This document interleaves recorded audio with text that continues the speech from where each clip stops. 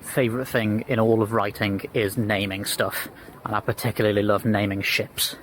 And obviously, Sojourn, especially for the CDF and anything Centron, draws heavily on Royal Navy ship naming styles for its ship names. And I think there's always been certain styles of the Royal Navy where they have all of their ship names have a little bit of they're very pithy, and there's a little bit of sort of linguistic flair to them. They're a little bit whimsical.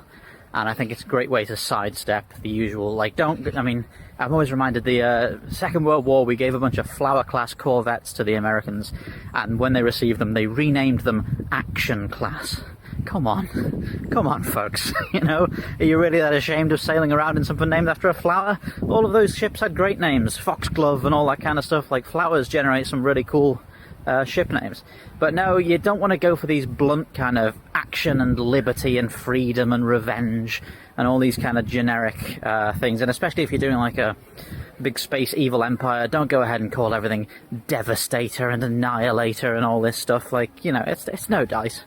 What you want to do is you want to bring in that kind of whimsy. You want to have that, like, if you've got a small sort of peppy kind of ship, you can go with sprightly or speedy or rapidity or asperity or alacrity or whatever.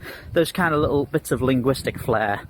And I love, I have like lists upon lists of different suitable names for different kinds of ships, and it's the frigates always have the most romantic names.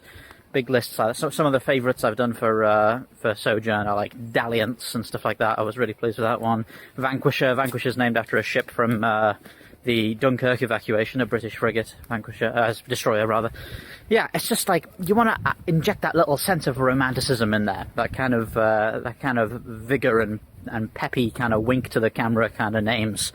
I love that kind of vibe. And yeah, I could do so many reels like this. I could talk about like solar systems and stuff like that. I've got so many kind of codes of style for different kinds of naming. Just the best part of the whole process.